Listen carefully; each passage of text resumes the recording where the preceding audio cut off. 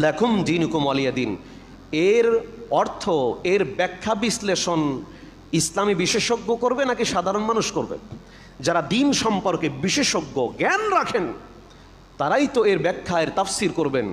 কিন্তু তা না করে আজকে এই আয়াতের অর্থ করে এমন মানুষ যে দিন জানে না, দিনের জ্ঞান নাই।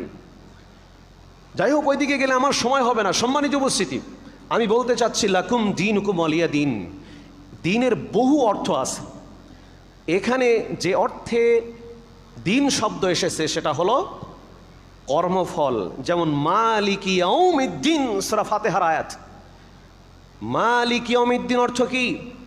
তিনি কর্মফল দিবসের মালিক বা বিচার দিবসের মালিক। এখানে লাকুম দীনুকুম ওয়ালিয়া দিন, এই দিন শব্দের অর্থ যারা করেছে তোমার ধর্ম তোমার, আমার ধর্ম আমার, এটা একেবারে ভুল অর্থ। এখানে অর্থ হবে এরকম, তোমার কর্মফল তোমার জন্য, আমার কর্মফল আমার জন্য।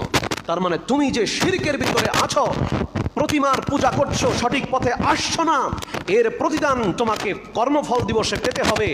আর আমি যে একত্ববাদে তাওহীদে বিশ্বাসী, আমার আল্লাহ কিয়ামতের মাঠে এর প্রতিদান আমাকে দান করবেন। এটা এখানে বোঝানো হয়েছে, সংক্ষিপ্ত ব্যাখ্যা করলাম।